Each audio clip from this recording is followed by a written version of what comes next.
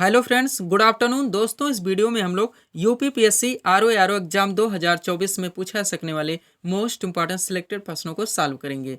दोस्तों, ये सारे क्वेश्चंस हमारे आपके एग्जाम में पूछे जाने वाले प्रश्नों के सभी टॉपिक्स, प्रश्नों के लेवल व प्रश्नों के टेंस, इसके अलावा दोस्तों आपके प्रीवियस ईयर एग्जाम्स में पूछे गए प्रश्नों को पूरी तरह से एनालाइज करके बनाया गया एक मोस्ट इंपॉर्टेंट वीडियो है। तो दोस्तों, आप लोग इन्हें कॉन्सेंट्रेट होकर सॉल्व करें। क्वेश्चंस कम सॉल्व होने पर पुनः प्रश्नों का रिवीजन करें ताकि यूपीपीएससी आरओ के पीटी एग्जाम में आप लोग अच्छे से अच्छा परफॉर्म कर सकें। तो चलिए दोस्तों, ज़्यादा समय न लेते हुए हम लोग इन सभी मोस्ट इंपॉर्टेंट प्रश्नों को सॉल्व करना शुरू करते हैं। दोस्तों, क्वेश्चन नंबर 1 है हमारा, नोबेल शांति पुरस्कार 2023 से किसे सम्मानित किया गया। करंट का मोस्ट इंपॉर्टेंट क्वेश्चन है दोस्तों, बिल्कुल आपके ट्रेंड में है। क्वेश्चन है हमारा, नोबेल शांति पुरस्कार 2023 से किसे सम्मानित किया गया। करेक्ट आंसर होगा नरगिस मोहम्मदी को। अब चूंकि दोस्तों करंट से हमारा क्वेश्चन आया हुआ है, तो इस टॉपिक से जितने क्वेश्चंस बनते हैं अधिकांश प्रश्नों को हम लोग यहीं पे कवर करेंगे। यही हमारे प्रिपरेशन की स्ट्रेटजी है दोस्तों कि जिस भी टॉपिक्स को हम लोग उठाएंगे उस टॉपिक्स के अधिकांश प्रश्नों को पूरे एक्स्ट्रा फिट के साथ वहीं पे कवर करेंगे। ध्यान दीजिएगा, आप लोग सारे क्वेश्चन सिलेक्टेड रखे गए हैं। पहला क्वेश्चन है, एम.एस. स्वामीनाथन पुरस्कार 2023 से किसे सम्मानित किया गया। करेक्ट आंसर होगा वी.आर. कंबोज को। अगला क्वेश्चन है, बुकर पुरस्कार 2023 से किसे सम्मानित किया गया। तो पॉल लिंच को। करंट के क्वेश्चन के वर्ड दोस्तों थोड़े से डिफिकल्ट होते हैं, तो रिवीजन मोस्ट इंपॉर्टेंट होता है, आप लोग जानते हैं। अगर एक बार पुनः रिवीजन कर लेते हैं तो ये सारे क्वेश्चंस आप लोगों के पूरी तरह से क्लियर हो जाते हैं। अगला है, मिस यूनिवर्स 2023 का खिताब किसने जीता। तो सेनिस पलासियोस ने। अगला है, अर्थशास्त्र के क्षेत्र में नोबेल पुरस्कार 2023 से किसे सम्मानित किया गया। तो क्लाडिया गोल्डिन को किया गया है। अगला है हमारा क्वेश्चन, साहित्य में नोबेल पुरस्कार 2023 से किसे सम्मानित किया गया। तो जॉन फांसे को किया गया है, जो कि नॉर्वे के रहने वाले हैं। क्वेश्चन नंबर अगला देखेंगे, 2023 में 57वें ज्ञानपीठ पुरस्कार से किसे सम्मानित किया गया। तो दामोदर मौजो को। किन्हें। दामोदर मौजो को। मोस्ट इंपोर्टेंट क्वेश्चन है। अगला है, सरस्वती सम्मान 2022 से किसे सम्मानित किया गया। तो शिव शंकरी को। किन्हें। शिव शंकरी को। थोड़ा सा नोट देखेंगे यहाँ पे इस क्वेश्चन का दोस्तों। नोट है हमारा, तमिल लेखिका शिव शंकरी को उनकी पुस्तक सूर्यवंशम के लिए वर्ष 2022 के 32वें सरस्वती सम्मान के लिए चुना गया है। तो ध्यान रखेंगे, सरस्वती सम्मान 32वां करके भी पूछा सकता है, मोस्ट इंपॉर्टेंट है। डायरेक्टली क्वेश्चन आ सकता है, 32वां सरस्वती सम्मान से किसे सम्मानित किया गया। तो शिव शंकरी को। बुक्स का नाम इनके क्या है। सूर्यवंशम है। थोड़ा और नोट देखेंगे, सरस्वती सम्मान भारत के संविधान की 8वीं अनुसूची में सूचीबद्ध भारत की 22 भाषाओं में से एक में उत्कृष्ट साहित्यिक कार्यों के लिए एक वार्षिक पुरस्कार है। आप लोग जानते हैं भारतीय संविधान की 8वीं अनुसूची में भाषाओं का वर्णन है, टोटल भाषाओं की संख्या 22 है। ये भी हमारा क्लियर हो गया है। इसकी स्थापना वर्ष 1991 में के बिड़ला फाउंडेशन द्वारा की गई थी। सरस्वती सम्मान के पहले विजेता हरिवंश राय बच्चन थे। ये भी आप लोग ध्यान रखेंगे। चलते हैं अगले क्वेश्चन की ओर। क्वेश्चन है दोस्तों, अंतरराष्ट्रीय सांख्यिकी पुरस्कार 2023 किसने जीता। अंतरराष्ट्रीय सांख्यिकी पुरस्कार 2023 किसने जीता। करेक्ट आंसर होगा कल्याणपुडी राधा कृष्ण राव ने। अगला है, फेमिना मिस इंडिया 2023 का खिताब किसने जीता। तो नंदिनी गुप्ता ने जीता है। नेक्स्ट है, वन्य जीव संरक्षण पुरस्कार 2023 से किसे सम्मानित किया गया। तो आलिया मीर को किया गया है। अगला है, 2023 में विश्व शांति पुरस्कार किसने जीता है। तो नरगिस मोहम्मद हसन जई ने जीता है। ध्यान रखेंगे आप लोग। अगला है, प्रतिष्ठित नॉर्मन बोरलॉग पुरस्कार 2023 के लिए किसे चुना गया। तो डॉक्टर स्वाति नायक को। रिवीजन जरूर करेंगे, थोड़ा सा कॉमन सेंस लगाने का प्रयास करें। जैसे स्वामीनाथन पुरस्कार 2023 हो गया, नॉर्मन बोरलॉग, थोड़ा सा कॉमन सेंस लगाए कि ये व्यक्ति कौन थे, तो किस क्षेत्र में दिया गया होगा, उस क्षेत्र से संबंधित व्यक्ति के नाम। ऐसे भी दोस्तों ट्रिक लगा के क्वेश्चंस को ज्यादा से ज्यादा दिनों तक याद रखे जा सकते हैं। अगला है, 69वें राष्ट्रीय फिल्म पुरस्कार में सर्वश्रेष्ठ अभिनेता का पुरस्कार किसे मिला। तो अल्लू अर्जुन को मिला है। अगला है, 2023 में जर्मन शांति पुरस्कार से किसे सम्मानित किया गया। सलमान रुश्दी को। अगला क्वेश्चन है, 2023 में गवर्नर ऑफ द ईयर पुरस्कार से किसे सम्मानित किया गया। शक्तिकांत दास को। नेक्स्ट है दोस्तों, लीफ एरिक्सन लूनर प्राइज से किसे सम्मानित किया गया। तो इसरो को। आप लोग जानते हैं भारतीय अंतरिक्ष एजेंसी का नाम है इसरो, आप लोग जानते होंगे। आगे चलते हैं दोस्तों, थोड़ा सा हम लोग पीडीएफ के बारे में बात करेंगे, पुनः नेक्स्ट क्वेश्चन की ओर चलेंगे। ध्यान दीजिएगा, 4 पीडीएफ यहाँ पे हमारा लगा हुआ है, लेकिन हम लोग केवल यूपीपीएससी आरओ के बारे में ही बात करेंगे, जिसका हम लोग यहाँ पे प्रिपरेशन कर रहे हैं। दोस्तों, इसमें जो आपका पाठ्यक्रम सामान्य अध्ययन व सामान्य हिंदी, 140 क्वेश्चन आपके सामान्य अध्ययन से, 60 क्वेश्चन आपके हिंदी के 6 चैप्टर से। इनके पूरे पाठ्यक्रम को टोटल 25 पीडीएफ के जरिए अच्छी तरह से दोस्तों क्लियर किया गया है। पेड फीस 100 रुपीज़ रखी गई और व्हाट्सअप नंबर आप लोगों के सामने एग्जाम के दौरान लाया गया है। दोस्तों पूरी तरह से सब कुछ अपडेटेड है। अगर आप दोस्तों पीडीएफ लेते हैं तो मैं कहना चाहूँगा बेटर होगा कि आप उनका प्रिंट आउट निकलवाने का प्रयास कीजिए, अंडरलाइन लगा के स्टडी कीजिए, पुनः एक बार रिवीजन कीजिए। कम से कम समय में बिना इधर उधर भटके आप लोगों की प्रिपरेशन अच्छे खासे ढंग से क्लियर हो जाती है। चलते हम लोग नेक्स्ट क्वेश्चन की ओर। बाकी हमारा बिहार एसएससी, एसएससी जीडी और यूपी पुलिस कांस्टेबल का लगा हुआ है।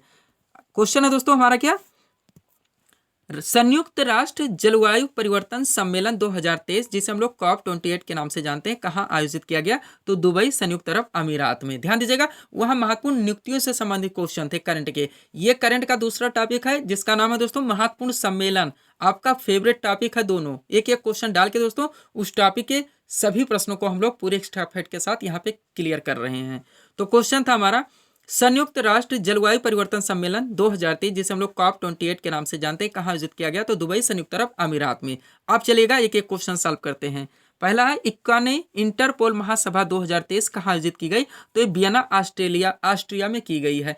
एग्जैक्ट लोकेशन जहां जहां बनता है दोस्तों डाल दिया गया है, ताकि ऑप्शन में अगर कंट्री का नाम ना हो तब भी आप लोग के क्वेश्चंस मिस ना हो और ना ही गलत हो। अब ध्यान दीजिएगा, इंटरपोल इसका पूरा नाम है international criminal police organisation.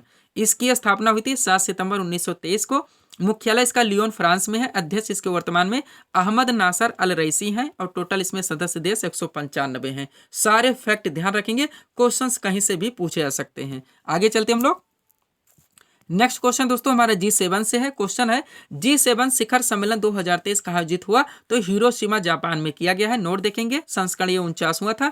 Bharat की तरफ से अध्यक्षता करने वाले प्रधानमंत्री नरेंद्र मोदी जी थे। G7 का अंतिम सदस्य देश कनाडा है, अपडेटेड है, ध्यान रखेंगे।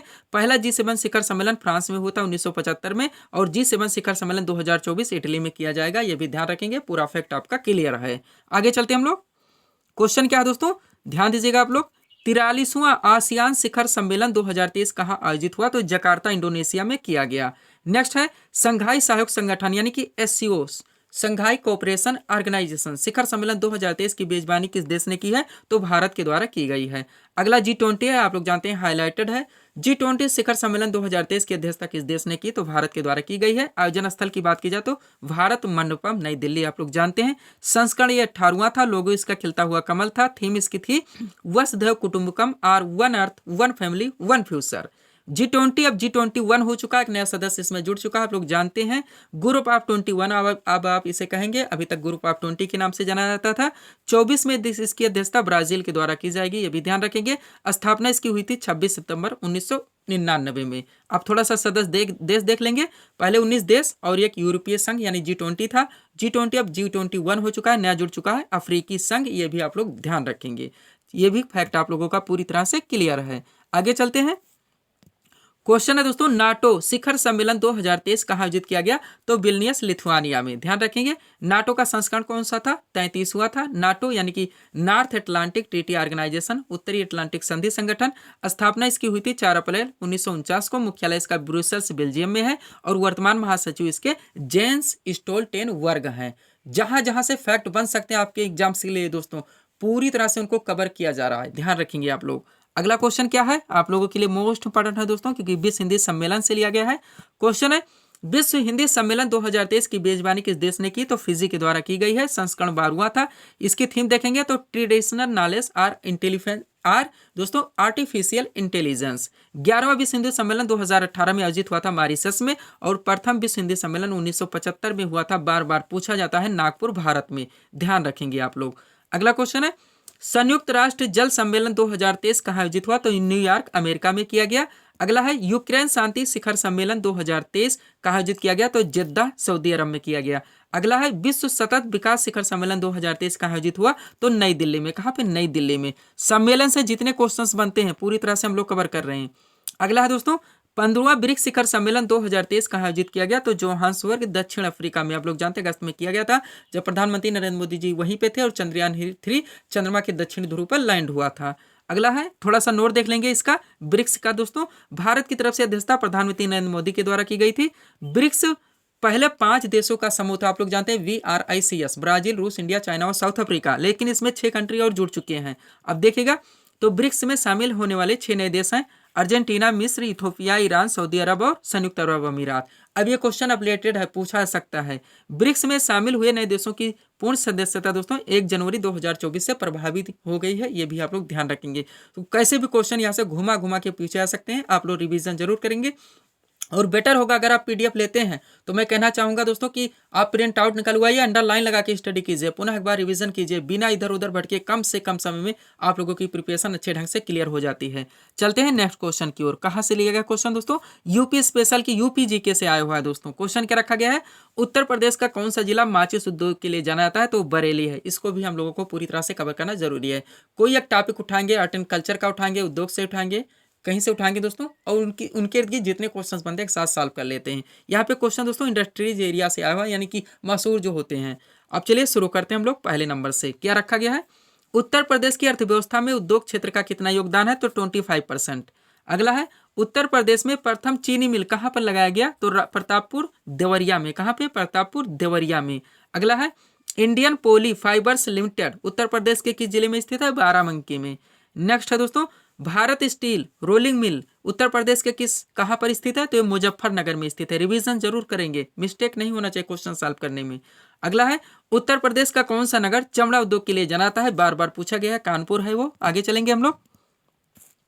अगला क्या है दोस्तों? उत्तर प्रदेश का कौन सा नगर सिगरेट उद्योग के लिए जाना जाता है? तो सहारनपुर है। ध्यान रखिएगा, सिगरेट अलग है, बीड़ी अलग है। अगला है उत्तर प्रदेश का कौन सा जिला मिट्टी के खिलौने के लिए बेहद प्रसिद्ध है? तो आगरा है।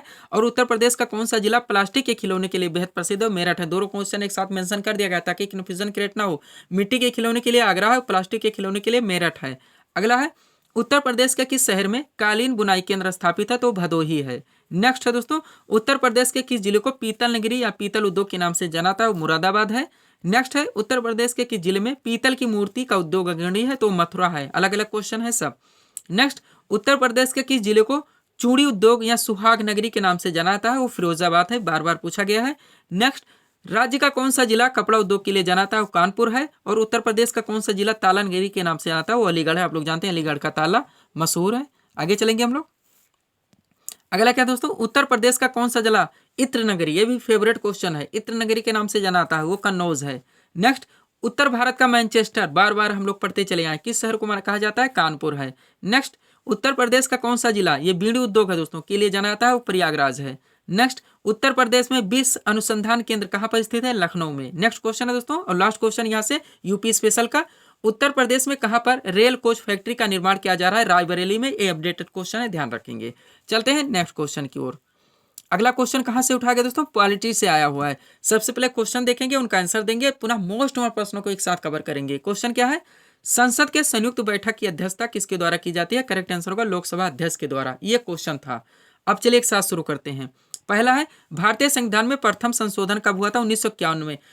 इजी टू मॉडरेट सारे क्वेश्चंस कवर करने जरूरी। पॉलिटी में आप ये मत सोचिएगा कि क्वेश्चन इजी हैं, इजी भी आए हुए हैं, मॉडरेट रखे गए हैं यहाँ पे। बाद में जो मॉडरेट और बचते हैं उनको हम लोग क्लियर करेंगे, तो इजी टू मॉडरेट सारे क्वेश्चन हमारे दोस्तों क्लियर हो जाते हैं कि स्ट्रेटजी के साथ हम लोग यहाँ पे प्रिपरेशन कर रहे हैं।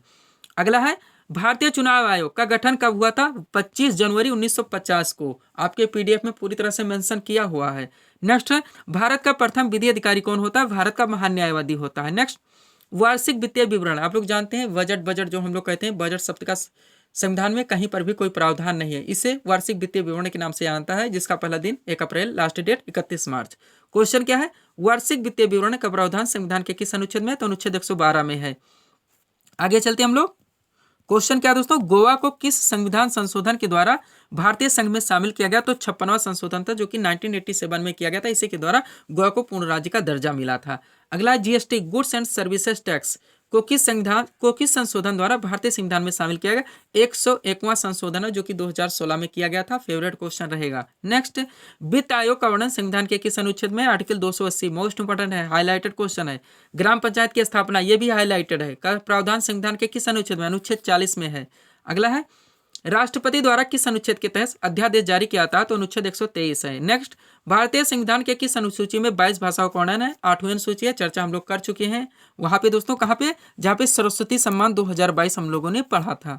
आगे चलेंगे। क्वेश्चन का है संविधान में वर्णित समवर्ती सूची की अवधारणा किस देश के संविधान से ली गई? ऑस्ट्रेलिया से। मोस्ट इंपॉर्टेंट है। संविधान संशोधन संबंधी प्रक्रिया भारतीय संविधान के किस भाग में? तो भाग 20 में। किस में है? भाग 20 में। आर्टिकल 368 है। कहाँ से लिया गया संविधान संशोधन प्रक्रिया? तो दक्षिण अफ्रीका से लिया गया। समवर्ती सूची ऑस्ट्रेलिया से ली गई है। हम लोग जानते हैं दोस्तों, भारतीय संविधान की अनुसूची 7 में संघ सूची, राज्य सूची और समवर्ती सूचियों का वर्णन है। संघ सूची के विषयों पर कानून बनाने का अधिकार भारतीय संसद को है। राज्य सूची के विषयों पर कानून बनाने का अधिकार राज्य के विधानमंडल को है। समवर्ती सूची के विषयों पर कानून बनाने का अधिकार भारतीय संसद व राज्य विधानमंडल दोनों को है। लेकिन अगर किसी भी विषय पर दोनों के मध्य विवाद उत्पन्न होता है तो भारतीय संसद के द्वारा बनाया गया कानून मान्य होगा। अब यहाँ समवर्ती सूची क्वेश्चन कभी कभी पूछा था दोस्तों, पुलिस व्यवस्था की सूची का विषय? तो राज्य सूची का विषय, जनगणना संघ सूची का विषय है, शिक्षा समवर्ती सूची का विषय, आर्थिक नियोजन समवर्ती सूची का विषय। ये सारे मोस्ट इंपोर्टेंट वर्ड हैं जो कि बार बार पूछे आते हैं। नेक्स्ट है दोस्तों, उपराष्ट्रपति का निर्वाचन संबंधी प्रावधान संविधान के किस अनुच्छेद में वर्णित है? तो 66 में। नेक्स्ट, अंतर्राज्यीय परिषद के संबंध में उपबंध, मोस्ट इंपॉर्टेंट है। अंतर्राज्यीय परिषद के संबंध में उपबंध संविधान के किस अनुच्छेद में वर्णित है? तो अनुच्छेद 263 में। अगला है, बलवंत राय मेहता समिति का संबंध किससे? त्रिस्तरीय पंचायती राज व्यवस्था से। लास्ट क्वेश्चन है पॉलिटी से। राष्ट्रपति द्वारा क्षमा दान की शक्ति का वर्णन संविधान के किस अनुच्छेद में वर्णित है? तो अनुच्छेद 72 में है। रिवीजन जरूर करेंगे और बेटर होगा पीडीएफ ले रहे हैं दोस्तों तो आप अंडरलाइन लगा के स्टडी करने का प्रयास कीजिएगा। अगला क्वेश्चन कहां से आया हुआ है? इंडिया डिवाइडेड नामक पुस्तक के लेखक कौन है? तो डॉक्टर राजेंद्र प्रसाद है। महत्वपूर्ण पुस्तकों से उठाया गया है। फेवरेट टॉपिक ये भी आप लोगों का है। स्टडी के जितने बनते हैं अधिकांश प्रश्नों को यहाँ पे कवर कर लिया गया है। क्वेश्चन रखा गया था इंडिया डिवाइडेड नामक पुस्तक के लेखक कौन है? करेक्ट आंसर हुआ डॉक्टर राजेंद्र प्रसाद। अब चलिए एक साथ सॉल्व करेंगे। एक तरफ दिया गया महत्वपूर्ण पत्रिका और पुस्तकों के नाम, दूसरी तरफ संबंधित लेखक के नाम। पहला है, ध्यान दीजिएगा, Hind Swaraj, my experiment with truth और यंग इंडिया, तीनों एक साथ कवर करेंगे क्योंकि तीनों के तीनों महात्मा गांधी के द्वारा लिखे गए हैं। जो क्वेश्चन समतुल्य बनता है उनको एक साथ सेट कर दिया जाता है दोस्तों, ताकि याद करने में थोड़ी सी सहजता और सरलता महसूस हो। फिर है न्यू इंडिया, लेखक कौन है? एनी बेसेंट है। केसरी, मोस्ट इंपॉर्टेंट, हाईलाइटेड है, बाल गंगाधर तिलक का। India wins freedom, Abul Kalam Azad का। द डिस्कवरी ऑफ इंडिया, आप लोग जानते हैं, भारत की खोज, पंडित जवाहरलाल नेहरू है। कॉमन बिल के भी एनी बेसेंट है। The Indian struggle, Subhash Chandra Bose है। आगे चलते हम लोग।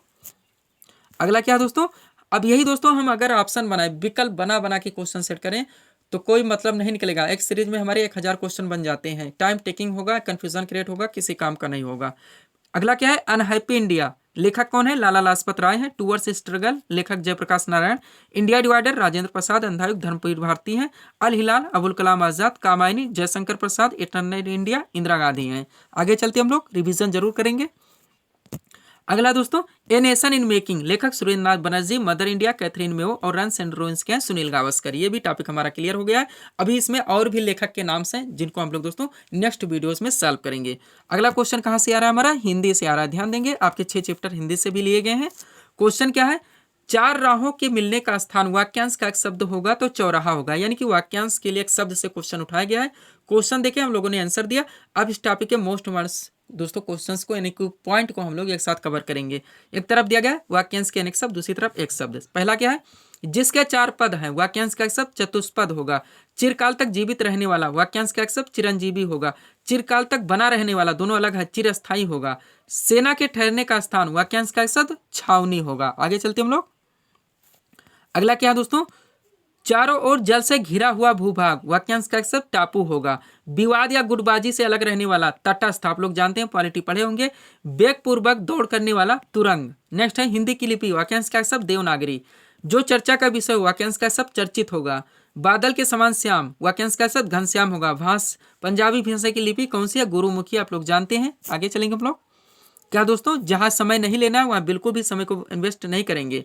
नेक्स्ट है रात और संध्या के बीच की बेला, वाक्यांश का शब्द गोधूली होता है। और उषा काल किसे कहा जाता है ये आप लोग कमेंट करके बताएंगे। कांटों से भरा हुआ, वाक्यांश का शब्द कंठ का किरण होता है। जो किए हुए उपकार को मानता है, वाक्यांश का शब्द कृतज्ञ होगा। जो नहीं मानता कृतज्ञ होगा। जो कष्ट सहन न कर सके, कष्ट सहिष्णु होगा। जो पुरुष कविता लिखता है, वाक्यांश का शब्द कवि होगा। जो खाने योग्य है, जो खाने योग्य है, जो कहने योग्य है, यहाँ होने चाहिए दोस्तों, मिस प्रिंट हो गया है। जो कहने योग्य है, वाक्यांश का शब्द कथ्य या कथनीय होगा। जब भी आप लोग हिंदी के क्वेश्चन सॉल्व करेंगे दोस्तों, वर्तनी पर खास फोकस रखने का प्रयास करेंगे, ध्यान दीजिएगा। और लास्ट है वह यंत्र जिससे दूर की चीज पास नजर आए वो दूरबीन होता है। क्या होता है? दूरबीन होता है। तो ये थे दोस्तों इस सीरीज के टॉप एमसीक्यू के प्रश्न जिनको यहाँ पे हम लोगों ने सॉल्व किए हैं। उम्मीद है दोस्तों आप सभी लोगों ने सॉल्व किए होंगे और देखे होंगे कि यहाँ से आपके कितने प्रश्न सही हो रहे हैं। तो दोस्तों इसी तरह के वीडियोस के लिए आप हमारे स्टडी चैनल सुकृपा क्लासेस से जुड़े, चैनल को सब्सक्राइब करें। ताकि हमारे द्वारा दी जाने वाली सभी वीडियोस आप क्रम से सबसे पहले देख सकें। तो मिलते हैं दोस्तों नेक्स्ट वीडियोस में। Thanks for watching.